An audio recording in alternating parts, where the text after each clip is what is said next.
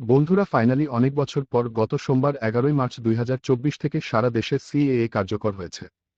এই সিএএ পাশ হয়েছিল ২০১৯ সালে, কিন্তু সিএএ ২০১৯ সালে পাশ হলেও এর বিরুদ্ধে বিভিন্ন আন্দোলনের কারণে সেটি কার্যকর করা যায়নি। এখন প্রশ্ন হচ্ছে, সিএএ আসলে কি এবং এটির কাজ কি? বন্ধুরা, সিএএ হচ্ছে সিটিজেনশিপ অ্যামেন্ডমেন্ট অ্যাক্ট রুল বা নাগরিকত্ব সংশোধনী আইন।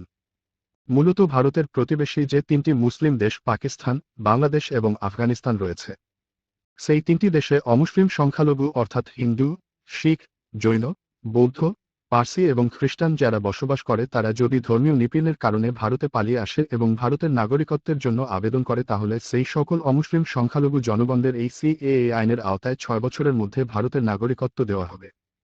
এবং যারা ডিসেম্বর ২০১৪ এর আগে পাকিস্তান, বাংলাদেশ এবং আফগানিস্তানের প্রতিবেশী মুসলিম সংখ্যাগরিষ্ঠ দেশগুলি থেকে ধর্মীয় নিপীড়নের কারণে পালিয়ে এসেছিল, তাদেরকেও নাগরিকত্ব দেওয়া হবে।